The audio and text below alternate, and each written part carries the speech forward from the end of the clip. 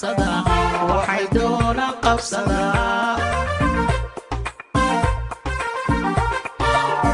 walaalo iska shanaya wanaagiyo horumar jecel waxay doonaan qabsada waxay doonaan qabsada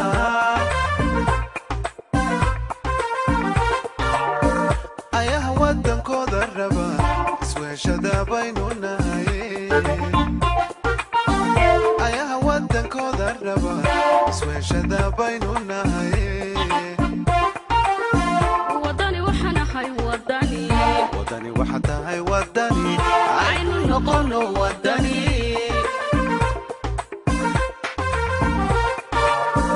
wadani waxaan ahay wadani wadani waxa tahay wadani aynu noqono wadani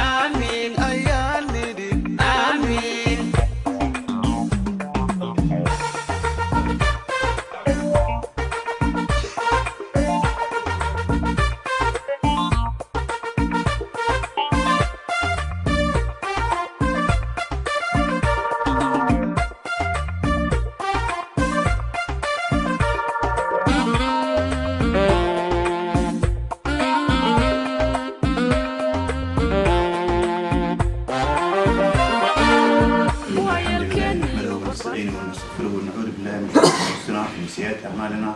من يهد الله فلا مضل له ومن يضلل فلا هادي له حمد الله halkan suukan keenay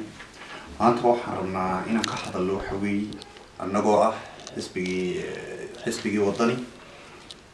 jamhuuriyadda dimuqraadiga Soomaaliland ahna xisbi mucaarada waxaa maanta halkan garabkayga fadhiya gudoomiyihii xisbiga Maxamed Cusmaan Abubakar gudoomiye ku-xigeenkii Ahmed Muumin gudoomiye golaha dhexe Nuuriye Cilmi Ahmed xoqaye dhaqaalaha Xamse Maxamed waxa kale oo nala fadhiyo xoqayihii xisbiga laantiisa Switzerland Abdirasaaq Muuse Jibriil waxa kale oo nala fadhiya xiriiriyihii xisbiga laantiisa Switzerland Abdalle Maxamed Xuseen iyo aniga Maxamed Maxamuud Shirdoon afayeenka xisbiga wadani laantiisa Switzerland أنا أقول في دونا تاريخ ذا حسب مرك هالكن لقى فري يو هوليس هالكن كسر يو هالكيس هادو وقت هذا كان الخاو مريو وحن أنا كلمة دقيقة بورن كورنا يو أنا بقى أنا كهاللو بيان يو حوي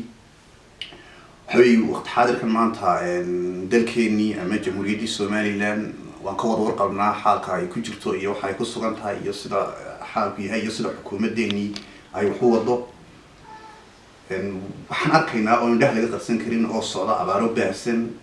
fuddo dheeraatay yani dadkii xaaladooda laga dayrinayo waxaan arkaynaa in xukuumadda jamhuuriyadda Soomaaliland ay gaabis ka tahay oo ina hawlaha ayna waxba ka qabanayeen ayna sidii loogu talagalay ayna u fulinayn aqoonsid mudan oo la xasuustaa waqtii aw wasiirka madaxtooyada wasaaradda madaxtooyada حرس حاج علي جوبي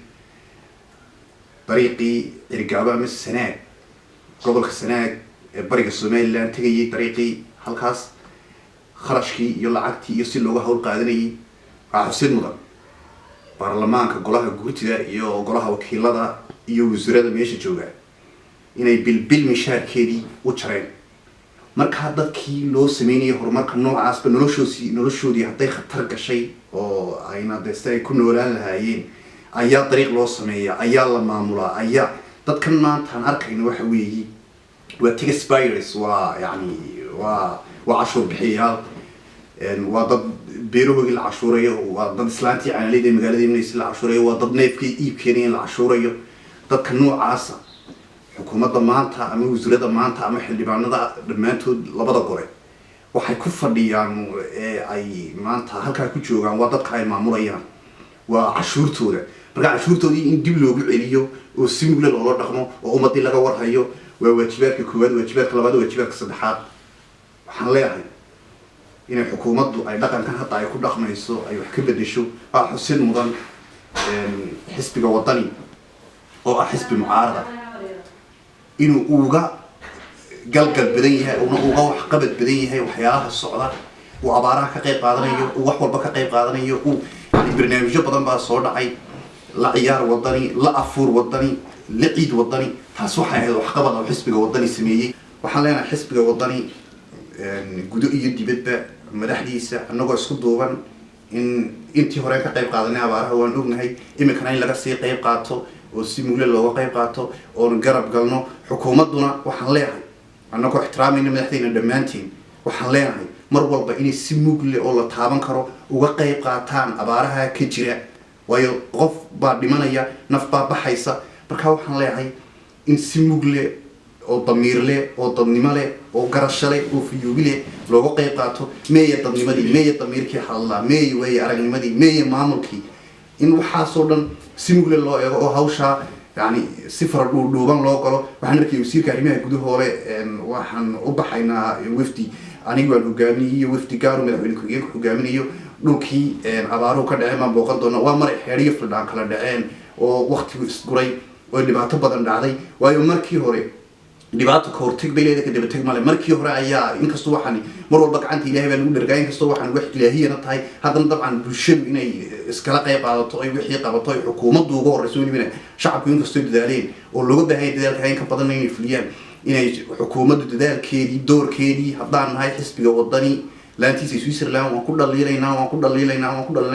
wayna ku ceebeysan tahay baa xukuumaddu inay fadhigaana fadhi uga noqoto. fadhigaasi ma ahayn fadhigay nagu hogaaminaysay, fadhigaanu igmanay ma ahayn, hogaankaanu igmanay ma ahayn, hogaankaanu daba fadhinay ma ahayn, hogaanka xukuumadda ee jamhuuriyadda Soomaaliland u ahayd ma ahayn. والسلام عليكم ورحمة الله تعالى وبركاته. بسم الله الرحمن الرحيم. الحمد لله رب العالمين وبه نستعين على أمور الدين والدين وصلى اللهم على محمد وعلى آله وصحبه وسلم. ugu horreyn waxaan halkan ka salaamayaa dhammaan taageerayaasha xisbiga wadani guud ahaan gaar ahaan taageerayaasha xisbiga wadani ee waddankan Switzerland. waxaan kaloo halkan salaan hawada u marinayaa dhammaan shacbi weynaha reer Somaliland gudaha iyo dibadda meel ay adduunka kaga sugan yihiin. waxaan sidoo kale salaamayaa dhammaan madaxda ugu sareysa xisbiga wadani ee ugu horeeyo mudane Cabdiraxmaan Maxamed Cabdullaahi Ciro. maanta halkan waxaan ku qabanaynaa kulankii ama shirjaraadkii ugu horeeyay oo aan kaga hadli doono waxyaalihii xisbiga u qabsoomay intii uu halkan jiray iyo qodobo kale aan halkan maanta aan u qabanay war-saxaafadeedkan aan kaga hadalno. ugu horreyn haddaan ka warramo xisbiga wadani laantiisa Switzerland waxaa la aasaasay oo halkan dibadda loogu taagay dadaal badan ka bacdi iyo juhdi badan la soo galiyay 26 December sanadkii tagay 2015. intaas markii xisbiga la taagay hadda waxaa ka soo wareegtay muddo 3 bilood ah. muddadaas 3 bilood ah waxyaalo waaweyn oo la taaban karo ayaa noo qabsoomay oo ay ka mid tahay inuu noo dhisan yahay maanta laantii oo dhammaystiran sida guddidii fulinta oo noo dhisan, golihii dhexe iyo sharciyadii xisbiga oo aanu dhammaystirnay. sidoo kale waxaa iyadana meesha ku jirta oo aan laga reebi karin inaanu u howlgalnay sidii memberska iyo xubnaha xisbiga iyo kuwa guddida fulintuba ay soo ururin lahaayeen contributionkii loogu talagalay in lagu taageero dhaqaalaha xisbiga si uu xisbigu uga midho dhaliyo himilooyinka uu hiigsanayo ee mustaqbalka dhow. inta haddaan kaga gudbo oo anaga u dhaafi doona wixii faahfaahinayay laanta xisbiga iyo wixii waxqabadkeedii iyo sidii Switzerland uga shaqeyso. laantu waxay xiriiro badan la leedahay oo ay shaqo joogto ah la leedahay dhammaan laamaha ka jira qaaradda Yurub ee gudoomiyaha ka yahay gudoomiyaha guud Axmed Cali Naahi. sidoo kale waxay xiriiro dhow la leedahay xarunta dhexe ee xisbiga ee magaalada Hargeysa annagoo xiriir toos ah la leh dhammaan madaxda iyo xubnaha kala duwan ee xisbiga. inta marka laga yimaado waxaan u dhaafi doonaa gudoomiye ku-xigeenka inoo sii faahfaahin doono qaabka ilaa hadda ay u shaqeyso laantayadu waxaan uga sii gudbayaa baaq halkan aan uga jeedinayo dhammaan taageerayaasha xisbiga waddan ee waddankani Switzerland iyo dhammaan shacbi weynaha reer Somaliland waxaan ugu baaqayaa waxay nagu soo fool leh maalintii qaranka waa 18 May waa maalinteenu dib la soo noqonay xornimadeennii waana maalinteenu astaanteena qaranka ku suntan tahay sida dad badan ay la socdaan abaabulkeedu wuxuu ka socdaa si maahay xuska maalinta lagu weyneynaya magaalada tan Zurich waxaan markaa ugu baaqayaa dhammaan shacbi weynaha reer Somaliland ee ku nool Switzerland guud ahaanba gaar ahaan reer Zurich inay gunta dhiisha isaga dhigaan sidii uga midho dhalin lahaayeen qabsoomidda xafladaas iyadoo maalinta ay qabsoomayso iyo taariikhdana dib laga sheegi doono haddii Ilaahay ka dhigo markii hawlaha ka horeeya ay dhammaystirmaan. Assalaamu calaykum warahmatullaahi tacaala wabarakaatuh. السلام عليكم ورحمة الله وبركاته. أرتوح إلهي ما تسكر كل كان ما تصدق نبضان أو قرصومي نسكوي من دمان حنا حسب قدرن دمان تود أدبن وجوم هذه العليا لكن كله عدي عن كارلو حسب وحو حنتي سكوت الله وطن كيسوي سرلان قارن مجال الصوريخ وحنا كشقيا لحية لا تنك قبل وطن كا يدو أيشدان تاجريال بدم أو كنا القبل هذا دمان مركز تستاين ولا شقيا أدبن وقف حسن أدبن وجوم هذه العلينا dhanka kale markaad eegto xisbiga hawlihiisu marka si dambeeya way soo badanayaan taageerayaashu markastana qacmo furanayeen ku soo dhaweynaa waxaana jecelahay midnimo iyo in sidii xisbiga oo hore ugu sii socon lahaa mar walba dadaalkayga aan ku hayno dhanka kale haddii aan soo qaado waxyaabaha hawlaha xataa imika xisbiga kaliya ta ma hawlaha aan qabanayno waxaa ka mid ah hawlaha ay ka mid yihiin sidii abaaraha looga qayb qaadan lahaa oo ku tala jirno dhammaan dadkaan xisbiga xataa ku jirna cid kaste sidaan ugu baraarujin lahayn oo xisbigu ku dadaalayo sidii dhammaan dadka Somaliland oo dhan ay mid uga noqon lahaayeen abaaraha ee dadka loo caawin lahaa waana mid nasaaran mas'uuliyadda anaga maanta haddii aan xisbiga nahay macaarad waan nahay laakiin dadkayga macaarad kuma nihin xukuumad iyo siyaasad ahaan ayaan macaarad u naadaan xisbiga wadan nahay markastana waxaan u mahadcelinayaa إلهي وصدق نعم شرفت ما أنت عن حسب جاي والنبضة والنبوس السعودة أوليسا ده كلا أنا قدومية قرار حين نعم حوله وسيف عم بيوصل السودان سلاس مروا بين واحد كل رجوينا ما كنت قام بريانا يا سلا في عني إحنا حسب جاي ودي في قلنا يعني كل سوني ده يسوق قبان وحنا نقول كل دي في قلنا يعني حوله وصايا سكف في دانوس السودان وحنا كان هم بريا وقدر يا قدومية حسبك أيه قدومي كفرينكي سيئو رمان تاجرياش حسبك سيدا في عنا الله يسكو محانا ضاي يسكو الحرية هاي بين قصور الشوقب سويسرلاند وحنو بورهني رمان تاجرياش حسبك يعني يسكو حرنادان وي رمان تود حريد دول وضياشو سيدا إمكا أكاي تاجن تايي ملكسي في عنا رجينيا وحنا محانا ضاي كفايدي سنة باقي جنون وسي قدمينيا يدنا إن بلايوين كمان تكجري مسيوين dabiiciyan ka abaaruhu ay madaxda ka yihiin in gacmaha la iska qabsado dhammaan ummadda Somaliland gaar ahaan Somaliland iyo dhammaan ummadda muslimiinta oo dhan iyo gaar ahaan Soomaalidaba waxaan ka faa'iideysanayaa waxaan iyagana mahadnaq uga dirayaa dad badan oo u jeedinay baaqa inay ka soo jawaabaan gurmadkaas oo ka soo jawaabo dhammaan Somaliland iyo Soomaaliya bay isku jira iyagana aad baan u manacay xasanaadka ugu daray waxay bixiyeen kuwii kale baaqana u gaadha ama horena aan ugu sheegnay iyagana waxaan rajaynayaa inay iyaguna ka soo jawaabaan xukuumadana waxaan leenahay iyadana kullay hawshiiniga iniga banaanayd waad ka gaabiseen oo ina dardar gelisaan sidaa dadkan abaara uga saari lahaydeen hadhow toor codkaad ka raadinayseen si aad u badbaadin lahaydeen وانا السلام يا دماتي والسلام عليكم ورحمه الله وبركاته. بسم الله الرحمن الرحيم، اللهم صل على سيدنا محمد. كل هوش حسبك وحكى الله حبنيه حسبك. أنا هالمر بانكو درسانيا هوش أبارها اللي بعتها يدك تباليسا قف كستا قف كستو إسلاما يعد كستو أو كنا حيسابا إن أي وحترته وهي أثر كريسانه وهري لهي كل واحد دقة مالك لك كويه له ما أنتنا أذكر عاونا يسوى لها أرنتها هلو قرمدو أيام لي هاي والسلام عليكم ورحمة الله وبركاته. بسم الله الرحمن الرحيم. حسنا يا قدومية حسب سويسرلاند قدومية كحيانك قدومية قرار الحياة لمان حريها أنا لا بقدر مو ماشي كهليا koobaad waxaan dadkan abaarahan waddankeeni abaar badan baa ka jira hadeerto oo gobollo badan baa laga soo qeylinayaa siba gobollada awdal iyo selil iyo gibiley iyo bariga somaliland marka waxaan leeyahay dadkeena waa in loo gurmado oo gaar ahaan xukuumaddu ay iska saarto iyada mas-uuliyaddii maanta dee la weydiinayaa oo dadkan ka mas-uula marka xisbiga wadani hadeerto waa xisbiga keliya ee aanu doonayno inaynu soo saarno xisbiga isbeddeldoonka ah marka waxaan leeyahay taageerayaasha xisbiga wadani hala isku tiirsanaado meel looga soo wada jeesto waxaan ku wuri sanadkan waa sanadkeeni assalaamu calaykum waraxmatullahi wabarakaatu بسم الله الرحمن الرحيم السلام عليكم ورحمة الله وبركاته والسلام يا gudahaan ummadda afka Soomaaliya ku hadasha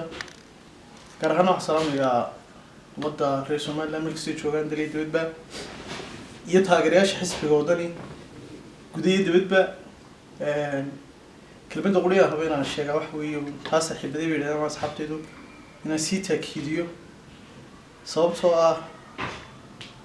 Soomaalidu ama dadkeenu waa dad xoolo dhaqato ah oo ku tiirsan xoolaha iyo dadka miyiga ayaa 80% ama 70 dhaqaale ku xidhay waxaan rabay inaan xuso oon xarakeeyo kelmado uu lahaa awgey oo gabay ahaa soo kaga hadloonay markaa halkay ugu jirto ama tiirka ee xooluhu ugu jira ummadda Soomaalida gabigiisa waxaa ka mid ahaa dhoobada miyi magaalo way isku dhisayeen haddaynu naf ku dhoofiyo lahayn dhogoriiro geel ama dhinacaska suba geliyo dhaaduna dibiga ama shayga dheeray dhiirano faras ama dhaga ballaadho dabayr dhigiyo saadkaaga ama ka dhaqaalo batiyo dhaadana adhiga dhuuniga dagaalama helo dhowr shoo qoro dhul laga maray xiriga dhaadasho yimi siyaad kama dhaqaaqin tuliga horsoo waxaan ka wadaa haddii dadka miyigu ay dhamaadaan dee magaalada lama joogo markaa waxaan dhihi lahaa dadka magaalada jooga lacagta tirinaya dheemarka iyo luulka dadki way dhimanayaan oo maalin walba haraad iyo xoolo ku dhamaan dadkana ku dhamaada